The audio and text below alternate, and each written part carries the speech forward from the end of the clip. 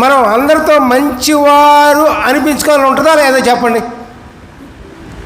అబ్బా ఈ భలే మంచివాడు రా అనుకో, మంచివాడు చూసి ఇంకోటి వెళ్తాను అనుకో, అబ్బో వీడి చెడ్డవాడు రా అనుకోరు.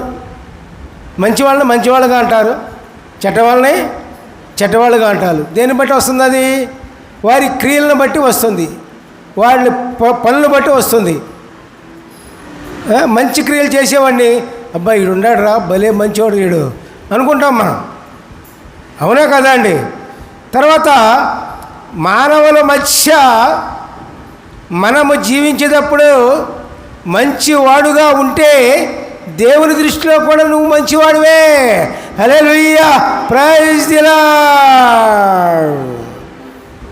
మానవుల మధ్య మనం మంచివాడుగా లేకపోతే, మానవుల మధ్య మనం మంచివాడుగా జీవించకపోతే, మానవుల మధ్య మంచివాడుగా మనం మాట్లాడకపోతే దేవుని దృష్టిలో కూడా నీవు మంచివాడుగా ఉండలేవు. హల్లెలూయా, ప్రైజ్ ది లార్డ్. జడ్జిమెంట్ ఇక్కడే ఉంది, భూలోకంలోనే. అర్థమైందా? జడ్జిమెంట్ ఎక్కడుందండి?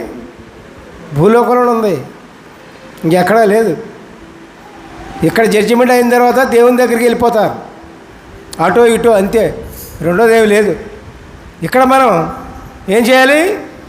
దేవుని దృష్టి యందు, మానవుల దృష్టి యందు నువ్వు మంచివాడిగా ఉండాలంటే ముందు మానవుల దృష్టి యందు మంచివాడిగా ఉంటే దేవుని దృష్టిలో కూడా మంచివాడిగా ఉంటావు. ఇది ఒకటే గుర్తు మీరు. అదే ఇక్కడ రాయబడుతుంది సామెతల 3వ అధ్యాయము 3-4 వచనాలు. దయను సత్యమును ఎన్నడూ నిన్ను విడిచిపోనీయకుము, వాటిని కంఠభూషణముగా ధరించుకొనెము. నీ హృదయమును పలక మీద వాటిని వ్రాసికొనెము. అప్పుడు దేవుని దృష్టి యందును మానవుల దృష్టి యందును నీవు దయనుంది మంచి వాడవని అనిపించుకొందువు. హల్లెలూయా, ప్రైజ్ ది లార్డ్. చూశారండి?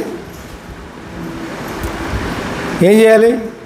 దేవుని దృష్టి యందు మానవుల దృష్టి యందు మంచివాడుగా అనిపించుకోవాలంటే మనం ఏం చేయాలి? మీరు మంచివాడిగా అనిపించుకోవాలి ఉందా లేదా చెప్పండి నాకు ముందు. మరి మనము మానవుల దృష్టి యందు దేవుని దృష్టి యందు మనం మంచివారిగా మనం ఉండాలి అంటే దయను సత్యము, సత్యమని యేసు ప్రభువు సత్యము విడవకూడదు.